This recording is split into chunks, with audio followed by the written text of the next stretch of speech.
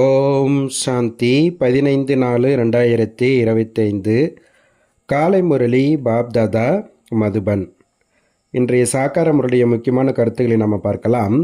பாபா இன்றைய முரளியில் life insurance oil காப்பீடு பண்ணுறாங்க இல்லைங்களா லௌகீகத்தில்.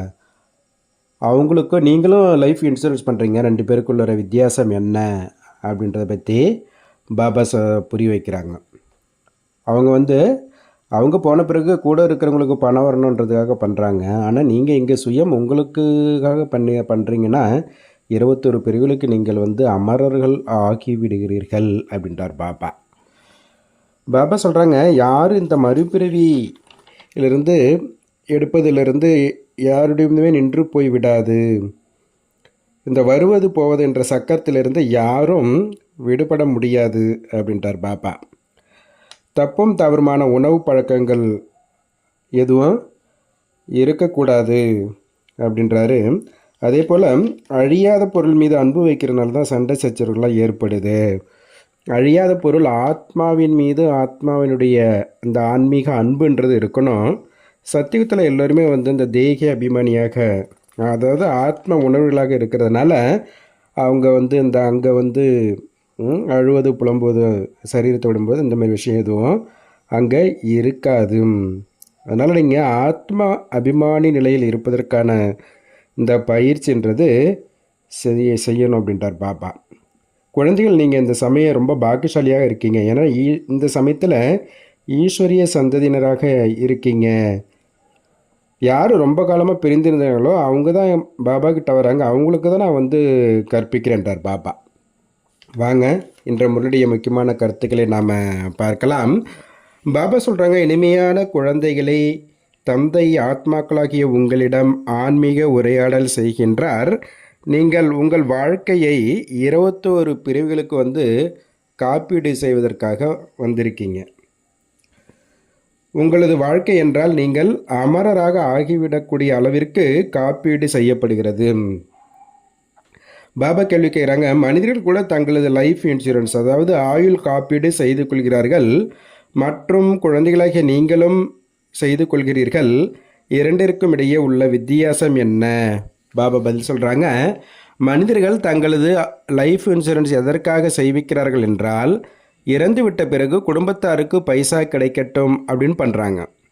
ஆனால் குழந்தைகளை நீங்கள் எதற்காக காப்பீடு செய்கிறீர்கள் என்றால், நாம் 21 பிரிவுகளுக்கு இறக்கவே கூடாது, அமரர் ஆகிவிட வேண்டும் என்பதற்காக இன்சூரன்ஸ் பண்ணுறோம். அங்கே பாருங்கள், அவங்க லௌகீகத்தில் இன்சூரன்ஸ் பண்ணாங்கன்னா அவங்க அனுபவம் செய்ய முடியாது. ஆனால் இங்கே என்ன பண்ணுறோம், நமக்காக அது ஒரு பிரிவி 2 பிரிவுக்கு இல்லை, 21 பிரிவுகளுக்கு அமரர்களாக ஆகிடுறோம். அப்போ பாருங்கள், இந்த உண்மையான லைஃப் இன்சூரன்றது இதுதான். சத்தியுகத்தில் ஒன்றும் இன்சூரன்ஸ் கம்பெனிகள் இருக்காது.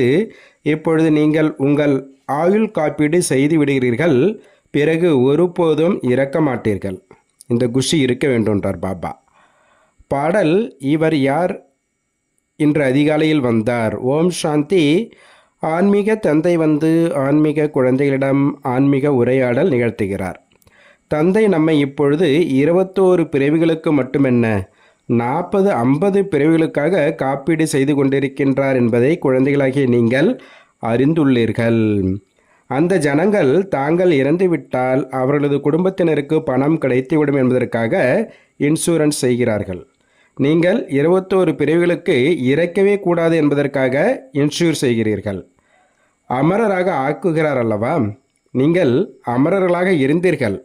மூலவதனம் கூட அமரலோகமாகும். அங்கு மரணம் அடைவது மற்றும் உயிருடன் இருப்பது என்ற விஷயம் இருப்பதில்லை. அது ஆத்மாக்கள் வசிக்கக்கூடிய இடமாகும். இப்பொழுது இந்த ஆன்மீக உரையாடலை தந்தை தனது குழந்தைகளிடம் செய்கின்றார். பாபா வேறு யார்கிட்டும் பேசுறது கிடையாது. எந்த ஆத்மா தன்னை அறிந்திருக்கின்றாரோ அவர்களிடம்தான் உரையாடுகின்றார். மற்ற வேறு யாரும் தந்தையின் மொழியை புரிந்து கொள்ளவும் மாட்டார்கள். கண்காட்சியில் இத்தனை பேர் வருகிறார்கள், உங்களது மொழியை புரிந்து கொள்கிறார்களா என்ன? யாரோ ஒருவர் சிறிதளவு புரிந்து கொள்வது கூட அரிது. உங்களுக்கும் கூட புரிய வைத்து எத்தனை வருடங்கள் ஆகிவிட்டன. இருந்தாலும் எவ்வளவு குறைவானோர் புரிந்துள்ளார்கள். இறப்பதும் ஒரு நொடியில். இதெல்லாம் புரிந்து கொள்ள வேண்டிய விஷயம் அப்படின்றார் பாப்பா. தூய்மையாக இருந்த ஆத்மாக்களாகிய நாம் தான் பதித்தமாக ஆகியுள்ளோம். மீண்டும் நாம் தூய்மையானவராக வேண்டியுள்ளது. அதற்காக ஸ்வீட் ஃபாதர், இனிமையான தந்தையை நினைவு செய்ய வேண்டும். அவரை விட இனிமையான பொருள் எதுவும் கிடையாது. இந்த நினைவு செய்வதில்தான் மாயையின் தடைகள் ஏற்படுகின்றன. பாபா நம்மை அமரராக ஆக்க வந்துள்ளார் என்பதையும் அறிந்துள்ளீர்கள். புருஷார்த்தம் செய்து அமரராக ஆகி அமரபுரிக்கு அதிபதி ஆக வேண்டும். அமரராகவோ எல்லோரும் ஆகிவிடுவார்கள். சத்தியுகத்திற்கு அமரலோகம் என்றே கூறப்படுகின்றது. இது மரண உலகமாகும். இது அமர கதையாகும். அப்படியின்றி சங்கரன் மட்டும் பார்வதிக்கு அமர கதை கூறினார் என்பதல்ல. கதைன்றது ஒருத்தருக்கு மட்டுமா சொல்கிறாரு இல்லையா? அவையோ எல்லாம் பக்தி மார்க்கத்துடைய விஷயங்கள் ஆகும். குழந்தைகளாகி நீங்கள் என் ஒருவனிடம் மட்டுமே கேளுங்கள். என் ஒருவனை நினைவு செய்யுங்கள். ஞானத்தை நான் தான் அளிக்க முடியும். நாடக திட்டப்படி முழு உலகம் தமோ பிரதானமாக ஆகியுள்ளது. அமரபுரியில் ஆட்சி புரிவது அதற்குத்தான் அமர பதவி என்று கூறப்படுகின்றது. சொர்க்கத்தில் ராஜ்யம் செய்யணும், அதுதான் அமர பதவி. அங்கு இன்சூரன்ஸ் கம்பெனிகள் ஆகியவை இருக்காது. இப்பொழுது உங்களுடைய ஆயுள் காப்பீடு செய்யப்படுகின்றது. நீங்கள் ஒருபோதும் இறக்க மாட்டீர்கள். பாபாவுடைய குழந்தை ஆகிறது என்ன அர்த்தம்? நம்முடைய லைஃப் இன்சூரன்ஸ் ஆகிடுச்சு. இது புத்தியில் இருந்ததுன்னா குஷி இருக்கணும் இல்லைங்களா? நாங்கள் அமரபுரிக்கு அதிபதி ஆகின்றோம். எனவே அமரபுரியை நினைவு செய்ய வேண்டியுள்ளது. அந்த அமரபுரிக்கு மூலவதனம் வழியாகத்தான் செல்ல வேண்டியுள்ளது. இது கூட மன்மனாபவ ஆகிவிடுகிறது அப்படின்றார் பாபா. மூலவதனம் என்பது மன்மனாபவ, அமரபுரி என்பது மத்யாஜி பவ. பாபா ஒவ்வொரு விஷயத்திலும் இப்படி ரைமிங்காக 2 வேர்டு தான் வருது இல்லைங்களா? மன்மனாபவ, மத்யாஜி பவ. அப்போ நீங்களும் வைக்கிறது கூட எவ்வளோ ஈஸியாக இருக்குது. பாபா நமக்கு புத்தியில் மகிழ எவ்வளவு எளிதாக புரிய வைக்கிறாரு. எல்லாவற்றையும் விட அதிகமான உழைப்பு இதில் தான் உள்ளது. தன்னை ஆத்மா என்று நிச்சயம் செய்ய வேண்டும். ஆத்மாவாகிய நான் தான் இந்த பிறவி எடுத்துள்ளேன். 84 பிறவிகளில் வெவ்வேறு பெயர், ரூபம், தேசம், காலத்தில் சுற்றியபடியே வந்துள்ளேன். சத்தியுகத்தில் இத்தனை பிறவி, திரேதாவில் இத்தனை. இது கூட நிறைய குழந்தைகள் மறந்து விடுகிறார்கள். முக்கியமான விஷயமே தன்னை ஆத்மா என்று உணர்ந்து ஸ்வீட் இனிமையான தந்தையை நினைவு செய்வது. எழுந்தாலும் அமர்ந்தாலும் புத்தியில் இருக்கும்பொழுது குஷி இருக்கும். யாரை நாம் வாருங்கள் வந்து தூய்மையாக ஆக்குங்கள் என்று அரைக்கல்பமாக நினைவு செய்து கொண்டிருந்தோமோ அந்த பாபா மீண்டும் வந்துள்ளார். மூலவதனம் மற்றும் அமரபுரி சத்தியுகத்தில் தூய்மையானவராக இருப்போம். பக்தியில் மனிதர்கள் முக்தி அல்லது கிருஷ்ணபுரி செல்வதற்காக புருஷார்த்தம் செய்கிறார்கள். முக்தி என்று கூறினாலும் சரி அல்லது நிர்வாணதாமம் என்றும் கூறினாலும் சரி, வானப்பிரஸ்தம் என்ற வார்த்தை சரியானது என்றார் பாபா. வானப்பிரஸ்திகளோ நகரத்திலேயே இருப்பார்கள். சன்னியாசிகளோ வீடு வாசலை விட்டு விட்டு காட்டிற்கு சென்று விடுகிறார்கள். தற்காலத்திய வானப்பிரஸ்திகளிடம் எந்த ஒரு வலிமையும் இல்லை. சன்னியாசிகளோ பிரம்மத்தை பகவான் என்று கூறிவிடுகிறார்கள். பிரம்மலோகம் என்பதில்லை. மறுபிறவியோ யாரிடமும் நின்று போய்விடாது என்பதை இப்பொழுது குழந்தைகளாகிய நீங்கள் அறிந்துள்ளீர்கள். அவரவர் பாகங்களை அனைவரும் நடிக்கிறார்கள். வருவது போவது என்ற இந்த சக்கரத்திலிருந்து யாரும் விடுபட முடியாதென்றார் பாபா. இச்சமயம் கோடிக்கணக்கான மனிதர்கள் உள்ளார்கள். இன்னும் வந்து கொண்டே இருப்பார்கள். புனர்ஜென்மம் எடுத்துக்கொண்டே இருப்பார்கள். பிறகு முதல் தளம், அதாவது ஃபர்ஸ்ட் ஃப்ளோர், மூலவதனம் காலியாகிவிடும். மூலவதனம் என்பது முதல் தளம், சூட்சுமவதனம் என்பது 2வது தளம், இது 3வது தளம் அல்லது இதற்கு கிரவுண்ட் ஃப்ளோர். இந்த சிருஷ்டிக்கு, இந்த பூமிக்கு கிரவுண்ட் ஃப்ளோர், தரைத்தளம் என்று கூறலாம். வேறு எந்த தளம் கூட கிடையாது. இல்லை, மொற்ற இருக்கிறது 3 உலகங்கள் தான். பிறகு அவங்க என்ன சொல்லிட்டாங்க, நட்சத்திர மண்டலங்கள் கூட உலகம் இருக்குது அப்படின்னு நினைக்கிறாங்க. பாபா சொல்கிறார், அப்படிலாம் கிடையாது. முதல் தளத்தில் ஆத்மாக்கள் இருக்கிறார்கள். மற்றபடி மனிதர்களுக்காகவே இந்த உலகம் இருக்குது அப்படின்றார் பாபா. பாபா சொல்கிறாங்க, நீங்கள் எல்லையற்ற வைராக்கியமுடைய குழந்தைகள் ஆவீர்கள். நீங்கள் இந்த பழைய உலகத்தில் இருந்தாலும் கூட இந்த கண்களால் அனைத்தையும் பார்த்தும் கூட பார்க்கக்கூடாது. இதுதான் முக்கியமான புருஷார்த்தம் ஆகும் அப்படின்றார் பாபா. ஏன்னா கண்களால் பார்க்கக்கூடியவை எல்லாமே என்ன போகுது, முடிந்து போய்விடும். அப்படியின்றி உலகம் அமைக்கப்படவே இல்லை என்பதல்ல, அமைக்கப்பட்டிருக்கு. ஆனால் அதன் மீது வைராக்கியம் ஏற்பட்டு விடுகிறது என்றால் முழு பழைய உலகத்தின் மீது வைராக்கியம் வந்துடுது நமக்கு. பக்தி, ஞானம் மற்றும் வைராக்கியம் சொல்கிறாங்க. பக்திக்கு பின்னாடி இருப்பது ஞானம். ஞானம் வந்த பிறகு பக்தியின் மீது வைராக்கியம் ஏற்பட்டு விடுகிறது. இது பழைய உலகம் என்பதை புத்தியினால் புரிந்துள்ளீர்கள். இது நமது கடைசி பிறவியாகும். இப்பொழுது எல்லோரும் திரும்பி செல்ல வேண்டும். சிறிய குழந்தைகளுக்கும் கூட பாபாவின் நினைவை ஏற்படுத்த வேண்டும். தப்பும் தவறுமான உணவு பழக்கங்கள் போன்ற எந்த ஒரு பழக்கத்தையும் ஏற்படுத்தக்கூடாது என சிறு வயதில் என்ன பழக்கம் ஏற்படுகிறதோ அதே போல் பழக்கம் ஏற்பட்டுவிடும்.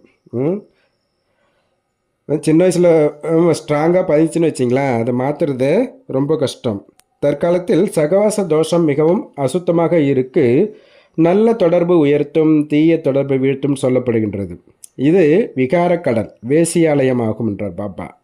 ஒரே ஒரு பரம்பிதா பரமாத்மா தான் சத்தியமானவர் ஆவார். கடவுள் ஒருவரே, அதாவது காட் இஸ் ஒன் அப்படின்னு சொல்லப்படுது. அவர் சத்தியமான விஷயங்களை புரிய வைக்கின்றார். கடவுள் ஒருத்தர் தான் சத்தியமானவர். அவர் சொல்லக்கூடியது தான் சத்தியம். பிறகு அது சத்தியமே கடவுள்னு சொல்லிட்டாங்க. God is truth. ஹே ஆன்மீக குழந்தைகளே, உங்களது தந்தையாகிய நான் உங்களிடம் ஆன்மீக உரையாடல் செய்கிறேன் என்று தந்தை கூறுகின்றார். என்னை நீங்கள் அழைக்கிறீர்கள் அல்லவா? பக்தி மதத்தில் கூட்டிகிட்டே வந்தோம் இல்லைங்களா? அவரே ஞானக்கடல் பதித்த பாவனர் ஆவார். புதிய சிருஷ்டியின் படைப்பு கர்த்தா ஆவார். பழைய சிருஷ்டியை விநாசம் செய்விக்கின்றார். இந்த திருமூர்த்தியோ பிரசித்தமாக உள்ளது. உயர்ந்ததிலும் உயர்ந்தவர் சிவன் ஆவார். நல்லது. பிறகு சூஷ்ம வதனத்தில் இருப்பவர்கள் பிரம்மா, விஷ்ணு மற்றும் சங்கரன். அவர்களுடைய சாட்சாத்தரம் கூட ஆகிறது. ஏனெனில் தூய்மையானவர்கள் அல்லவா? அவர்களை உயிரூட்டமுடையவர்களாக, சைத்தன்யமர்களாக இந்த கண்களால் பார்க்க முடியாது. தீவிரமாக பக்தி செய்தால் பார்க்க முடியும். உதாரணமாக, யாராவது அனுமாருடைய பக்தராக இருக்கின்றார் என்றால் அவருடைய சாட்சாத்காரம் காட்சியாகும். ஏன்னா தீவிரமாக பக்தி செய்யும்போது அனுமாருடைய பக்தர்கள், அவங்களுக்கு அனுமாருடைய காட்சி ஏற்படுது. சிவனுடைய பக்தர்களுக்கோ பரமாத்மா அகண்ட ஜோதி சொரூபமானவர் ஆவார் என்று பொய்யாக கூறப்பட்டுள்ளது. அவர்கள் அகண்ட ஜோதி சொரூபத்தை அர்ஜுனுக்கு காண்பித்தார் என்கிறார்கள். அர்ஜுனன் கூறினார், போதும், என்னால் சகித்து கொள்ள முடியவில்லை அப்படின்னு சொல்கிற மாரி கண்ணு கூசுது, அப்படி 1000 சூரியன் மூல தேஜோமயமானவர் அப்படிலாம் சொல்லி வச்சுருக்காங்க. கீதையில் கூட அந்த மாதிரி தரிசனம் ஆகுதுன்னு தான், அதனால் கீதையில் எழுதப்பட்டிருக்கு.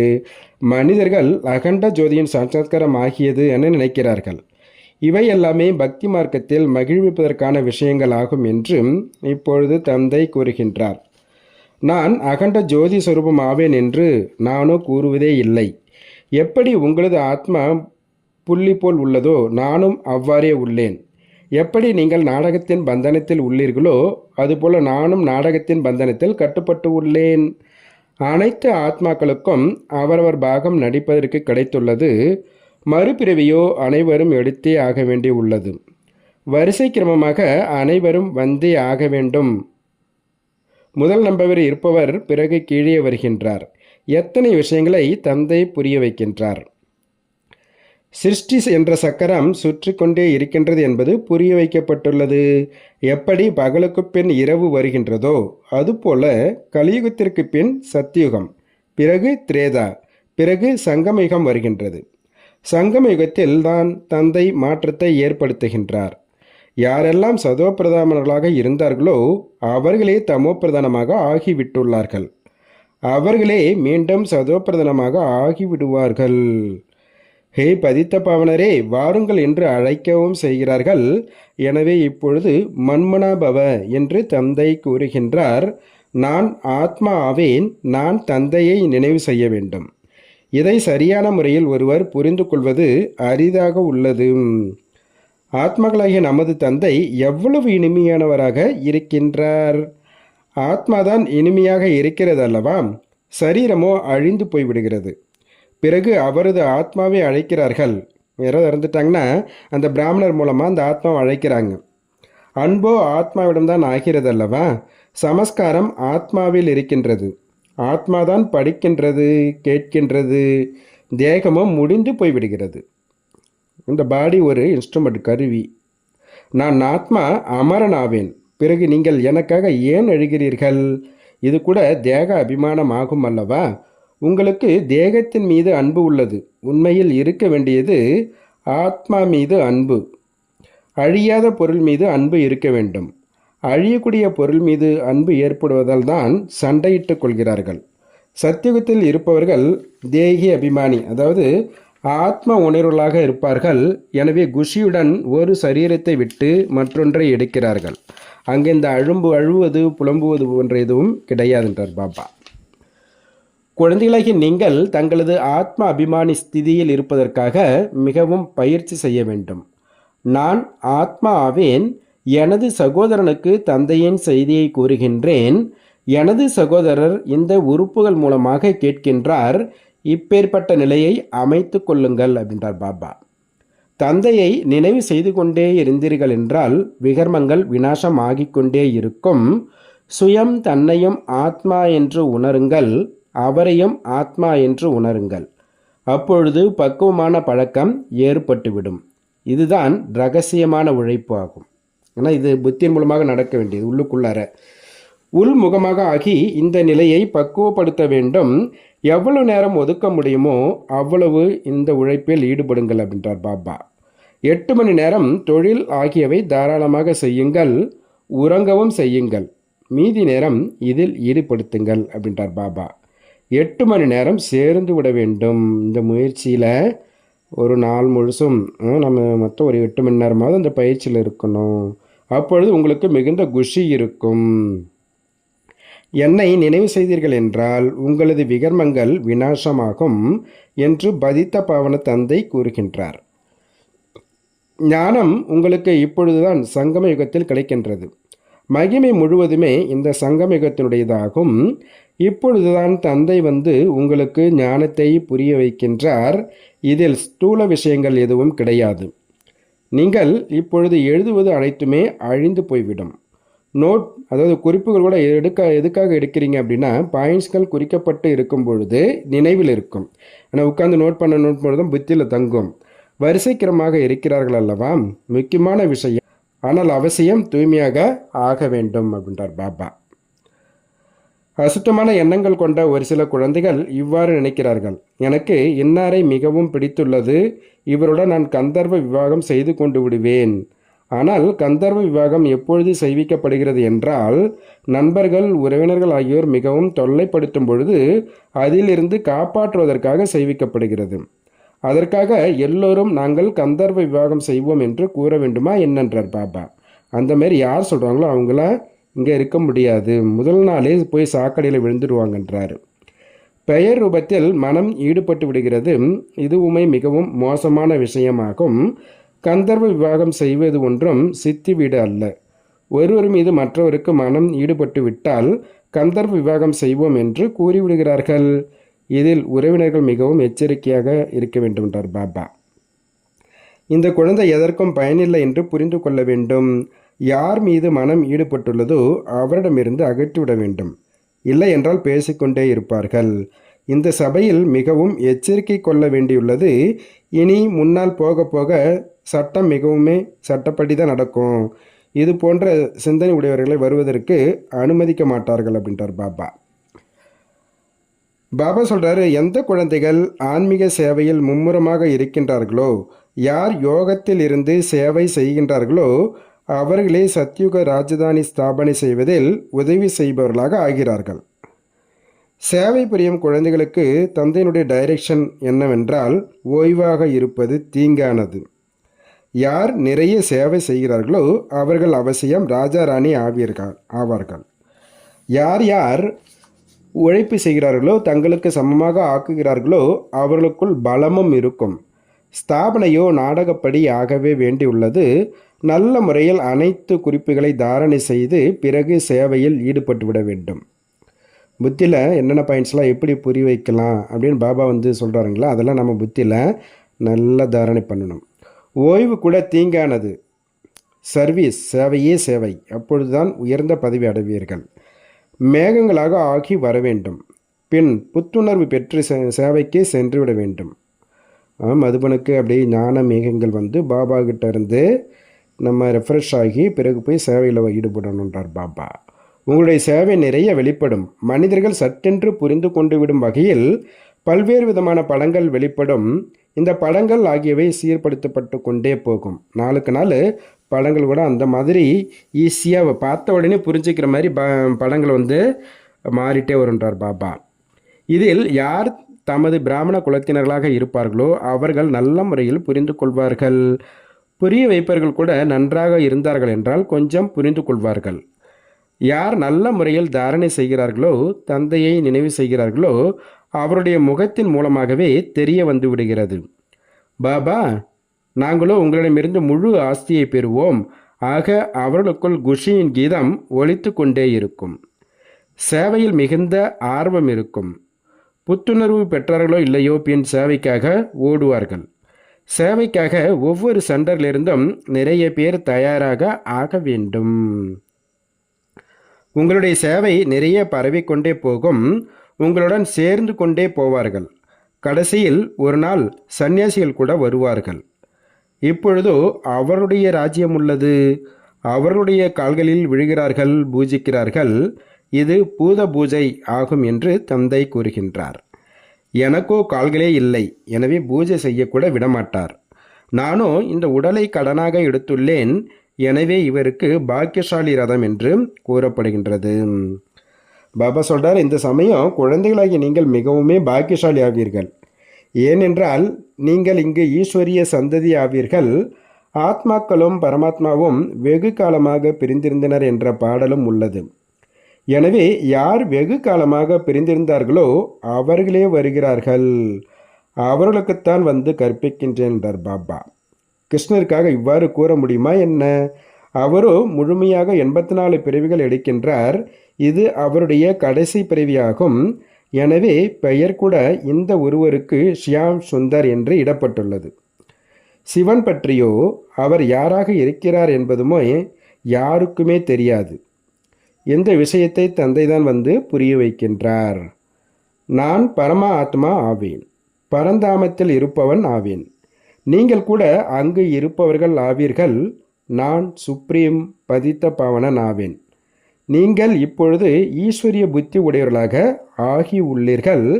இறைவனின் புத்தியில் என்ன ஞானம் உள்ளதோ அதை உங்களுக்கு கூறிக்கொண்டிருக்கின்றார். சத்யுகத்தில் பக்தியின் விஷயம் இருப்பதில்லை. இந்த ஞானம் உங்களுக்கு இப்பொழுது கிடைத்து கொண்டிருக்கின்றது. பாபா தாரணிக்கான முக்கிய சாரம் சொல்கிறாரு. ஃபஸ்ட்டு பாயிண்ட்டு, உள்நோக்கு முகமானவராக ஆகி நமது நிலையை அமைத்து கொள்ள வேண்டும். நான் ஆத்மா ஆவேன். எனது சகோதர ஆத்மாவிற்கு தந்தையின் செய்தியை அளிக்கின்றேன். இதுபோல ஆத்ம உணவுடையராக ஆவதற்கான உள்ளூர உழைப்பு செய்ய வேண்டும். 2வது பாயிண்ட்டு, ஆன்மீக சேவையில் ஆர்வம் கொள்ள வேண்டும். தனக்கு சமமாக ஆக்குவதற்காக முயற்சி செய்ய வேண்டும். சகவாச தோஷம் மிகவுமே அசுத்தமானது. அதிலிருந்து தங்களை பாதுகாத்து கொள்ள வேண்டும். தப்பும் தவறுமான உணவு பழக்கத்தை ஏற்படுத்தி கொள்ளக்கூடாது. பாபா வரதானம் கொடுக்குறாங்க. உலக நன்மையின் காரியத்தில் எப்பொழுதும் மும்முரமாக இருக்கக்கூடிய உலகத்தின் ஆதாரமூர்த்தி ஆவீர்களாக. பாபா விளக்க சொல்கிறாங்க. விஸ்வ கல்யாணக்காரி ஆத்மாக்கள் கனவில் கூட சகவாசமாக இருக்க மாட்டார்கள்.